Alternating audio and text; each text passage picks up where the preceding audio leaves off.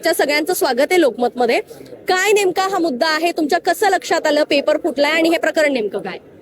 22 मार्चला परीक्षा झाली, त्याचे 2 दिवस अगोदरच 20 मार्चला काही विद्यार्थ्यांना हँड प्रिंट मध्ये दिले होते आणि काहींनी ते फोटो काढले, 5 लाख ऍडव्हान्स द्यायचा आहे म्हणून ते स्क्रीनशॉट बाहेर आलेले आहेत.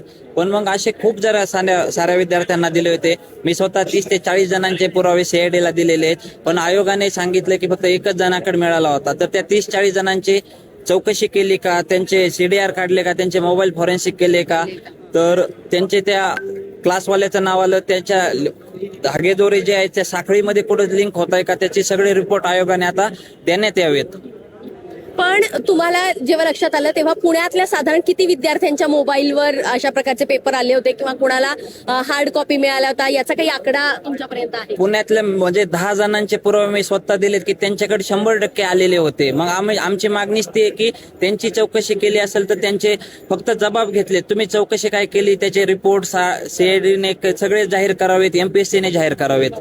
आता पेपर तर रद्द झालेला आहे, पण प्रश्न इथे संपत नाहीये. फक्त रद्द करून काही उपयोग नाहीये, कारण एक वर्ष खरं तर तुमच्यासाठी खूप महत्वाचं असतं, ते आता अक्षरशः वाया जाताना दिसतंय.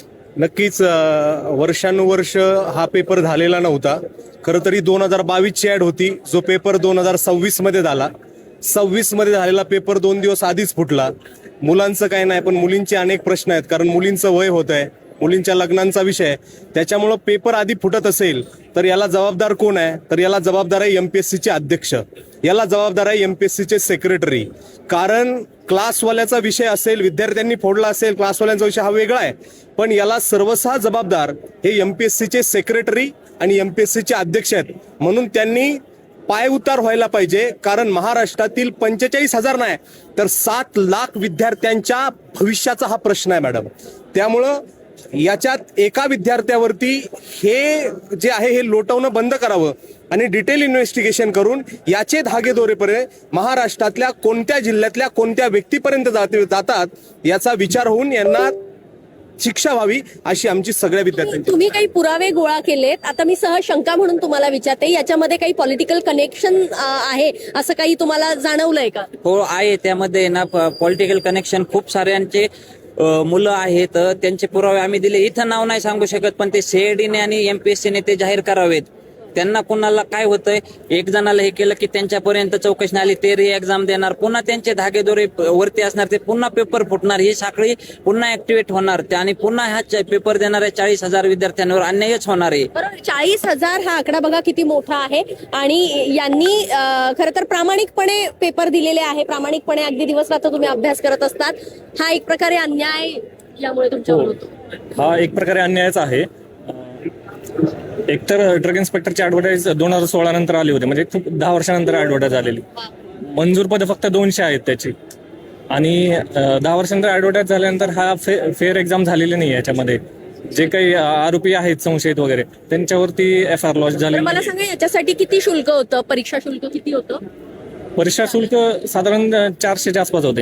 एक्झाम फीस सगळ्यांसाठी सेम, कॅटेगरी वाईज थोडंफार चेंज होऊ शकतं. पण पुन्हा शासन काहीतरी नवीन तारीख जाहीर करेल आणि मग तरी तुमची तयारी आहे आता पुन्हा परीक्षा द्यावी? पुन्हा एकदा आमची तयारी आहे री एक्झामसाठी. आता शासनानं पेपरच रद्द केलाय, तुम्हाला हे मुळात पटलंय का? आणि आता काय भूमिका शासनानं घ्यायला हवी असं वाटतंय? आता त्यांनी पेपर रद्द केलाय, विद्यार्थ्याची ती मागणी होती, पण घाई गडबडीमध्ये सगळं प्रकरण त्यांनी दाबू नये. कारण की काय होईल, आता री एक्झाम लवकर घ्यायची, विद्यार्थी री एक्झामच्या नादात खुश आहेत, पण ह्याच्यामध्ये खरे आरोपी लपले नाही पाहिजे. री एक्झाम तुम्ही गडबड करू नका, 4 महिन्याने घ्या. 4 महिन्याच्या आतमध्ये किंवा पूर्ण साखळी ते जेलमध्ये गेले पाहिजेत. त्यांचे फार्मसिस्टचे रजिस्ट्रेशन सर्टिफिकेट रद्द झाले पाहिजेत. त्यांचे जे आका आहेत, नुसते विद्यार्थीच नाहीत, आका कोण आहेत तिथपर्यंत शेवटपर्यंत गेलं पाहिजे.